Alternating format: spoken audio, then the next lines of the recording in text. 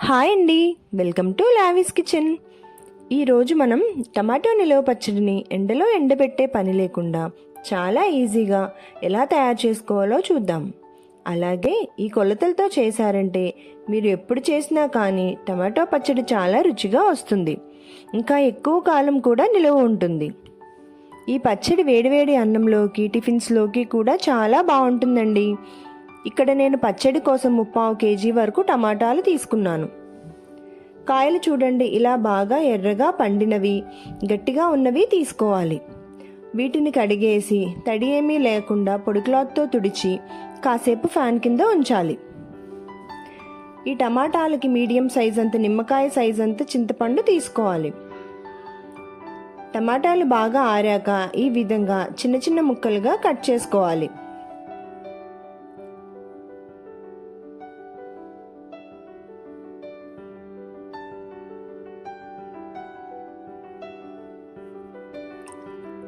ఇప్పుడు స్టవ్ మీద పాన్ పెట్టుకుని కట్ చేసుకున్న టమాటా ముక్కలు చింతపండు వేసుకోవాలి. బాగా కలిసేలా కలుపుకోవాలి.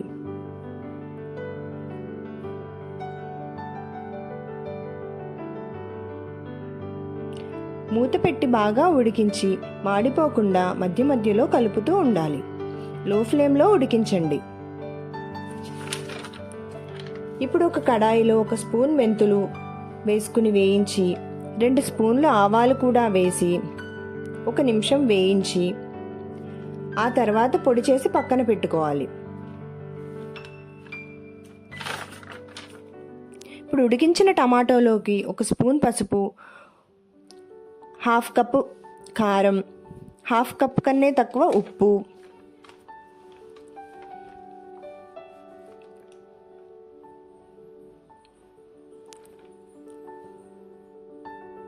పసుపు వేసి కలపాలి.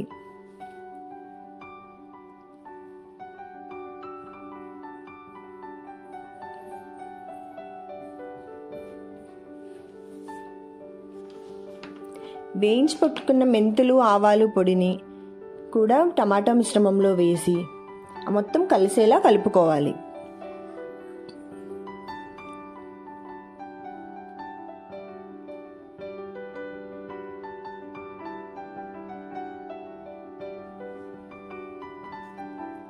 రెండు వెల్లుల్లిపాయలు తీసుకుని పొట్టు తీసి కచ్చాపచ్చగా మిక్సీ పట్టి పక్కన పెట్టుకోవాలి. ఇప్పుడు కడాయి తీసుకుని 200 ml ఆయిల్ వేసి అందులో 2 టేబుల్ స్పూన్ల పచ్చిశనగపప్పు, 2 టేబుల్ స్పూన్ల మినప్పప్పు, ఆవాలు, ఎండుమిర్చి వేసి కలపాలి. అవి బాగా వేగాక చివరలో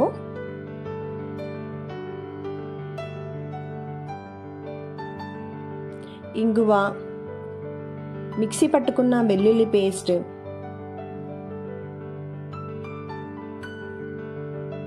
కూడా వేసి బాగా కలపాలి.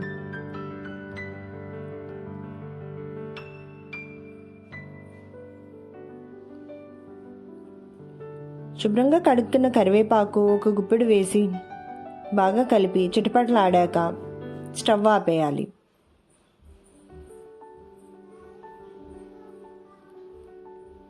ఇప్పుడు మిక్సీ పట్టుకున్న టమాటా పేస్ట్ని తీసుకుని తాలింపులో వేసి మొత్తం అంతా కలిసే వరకు బాగా కలపాలి.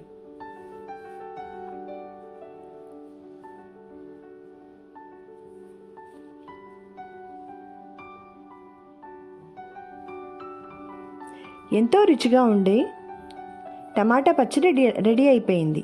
వేడివేడి అన్నంతో తింటే చాలా బాగుంటుంది.